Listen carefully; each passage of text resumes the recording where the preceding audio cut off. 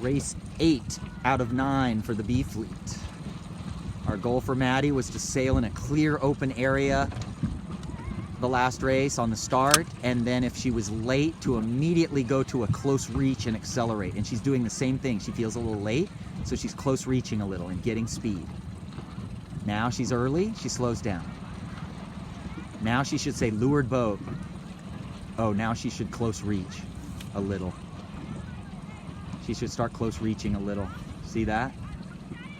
Yep, there she goes. Close reach. Accelerate, get lift on the lee board. And go. That was outstanding, actually. Yeah. So 2 good starts in a row. She did end up 3rd the last race. It was a little bit of a buzzkill because she was winning by a long way. But I would have tacked away from the C1 pack a little bit earlier than she did and stay in clearer air. She got in light air. She let a couple guys get clear lanes. She didn't have as clear a lane as the 2 other boats. And they got a little lucky. They got a little lefty. But that's cool. A first, a second, or a third is just like a first. A fleet. We have nobody in this fleet. A fleet, next to last race. You're gonna see the wide and tight that we're working on here. See how he's aimed away from the buoy just a little. Then watch, flattens the boat, heels to leeward, trim, trim, trim, trim, trim, trim, trim, trim, trim, trim, trim, close hauled right there. So you gotta know your points of sail. You're going through almost every one of them. Broad reach, beam reach, close haul. Wide, right there, close haul.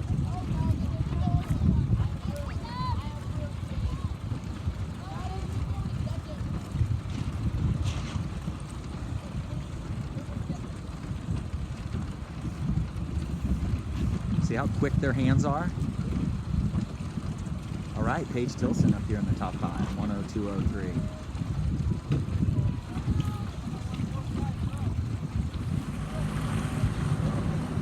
C3 start. Celeste is way down at the pin. Sorry, I missed this one. It was all clear, and there's Celeste. Look at that. Oh, Fenn, right in her bad air, but going fast. So with Fenn, we're working on when the wind gets light, he can't sail by feel anymore. He's got to look at his telltales a little more and keep practicing steering to the telltales, because he actually got off the wind in the last race a couple times when the wind got light. His telltales were hanging straight down, so he had no flow over the sail.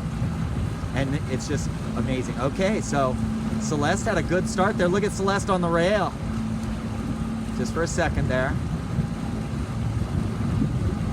Celeste just looks outstanding power today.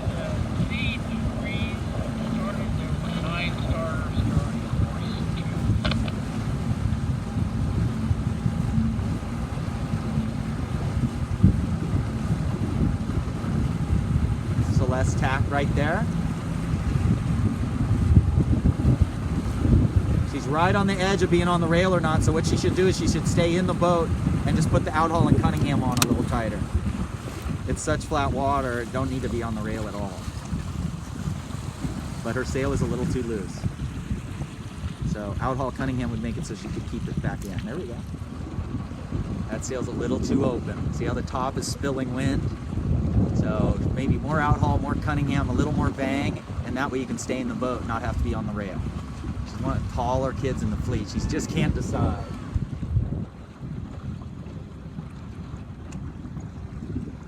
Okay, those are A fleeters going around the orange mark. Chris should be going to the finish line.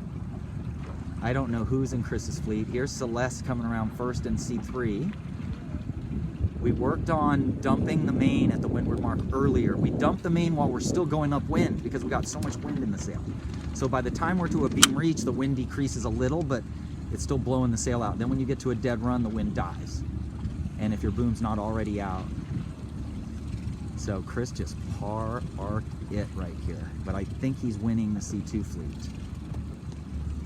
So they have the finish line so close to the beach. You got to know this stuff. It's so close to the beach that the wind is always going to get lighter. I don't know why he's tacking so much. Oh, he must be rounding the mark. Cool. So Chris is winning the C2 fleet by a country mile.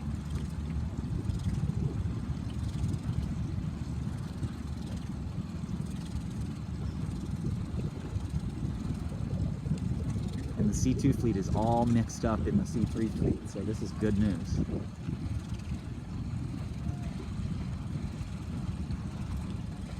Oh gosh, this is nuts. His vang must be still cleated. In these conditions, light air like this, you completely uncleat the boom vang when you come around the mark. Completely uncleat it.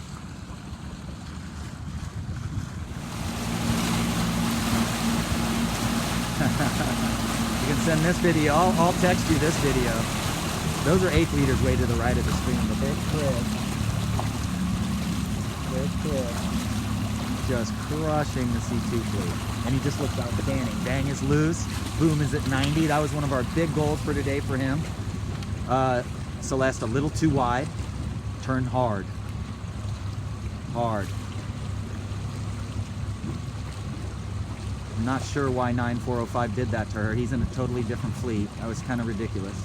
I don't think he knew she was in a race. Maybe he thought she was in a different fleet or something. I don't know. Oh boy, this guy's in second. This guy gained on Celeste a little. Cool. Good job, Celeste. Winning by a long way. Last race for C1s. Great regatta. Taylor's in the top 3 for sure. He thinks he's closer to first now than he was. So in that case, you just keep doing what you're doing. We did agree that we're not racing for second. So we'd rather get a 5th shooting for first than get second in the regatta. We'd rather get 5th in the regatta shooting for first place somehow. Now, if we were 5 or 6, 7 points behind first, we would be taking a lot of risk here. We would probably start very aggressively in the middle to windward of our competition and probably tack on one or the other, try to hammer on somebody, or just try to win the race. Literally push the start so hard we're trying to win the race, because we're not racing for second in the regatta. We're racing for first. But he doesn't need to take a lot of risk because he's not that far behind according to him. He should tack again right here. And I would not have tacked with that guy right there, but it might work out. Ooh, she did a good job defending there. He should be close reaching right now. He's late. He's late. Yeah, he was late. 8834 just schooled us. So a little too nonchalant with our light air sailing there in the last 30 seconds. In light air, you got to work the boat harder than that. He just had the 2 boats ahead of him in the regatta just sit. So in hindsight, we would have started over there where the green boat is up there to windward, and those, that would have been our high risk start right on the line. Okay, well, come back, kid. Come back. Look at this. She won the start, and you are right on her tail. I think she's still, oh no, she's not winning anymore. So what we would do now is we'd actually look at her, and then we would look back over here and see the leaders are coming from there. There's the leader of the C1s right there. So we'd make the assumption that the right side did not pay, and we'd be looking to get back over to the left. Oh, you just got a nice header. Yep, you got plenty of wind. There is no wind. It's very light air right in there, so if you get more wind over here, you might just come out golden here. I think you're just trying to get around all the other boats, so let's see how it goes. Nice job, dude. You got yourself back in the race quickly. Celeste now in second in her next to last race. Let's see how she does. Again, we're looking for her to trim faster. You don't want to start trimming too early here. Okay, that's a little closer. Good. Nice. Now see how she does. Okay, I like this much better. That was very good. Little check luff, little trim. Not quite tight enough on the trim here. Boom is, so you're on a reach right now. Gotta get your boom in. There you go. Okay, much better turn. Okay, guess who's winning another race?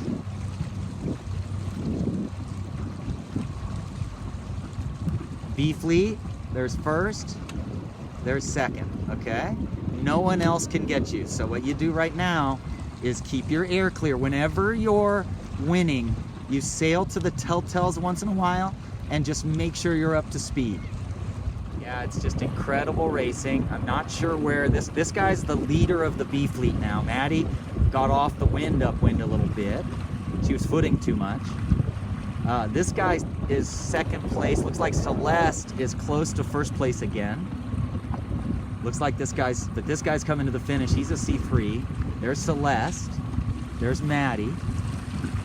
So it looks like Maddie, when the wind gets light, she's just footing a little too much and over trimming a little bit. Oh, here comes Celeste is now in first.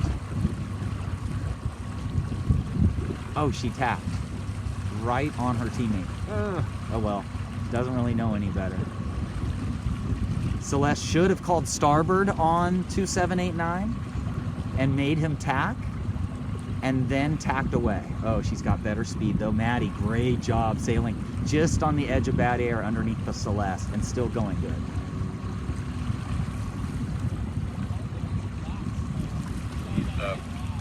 Finish boat. This is scoring. Come on in. Make it quick. I got finishes coming.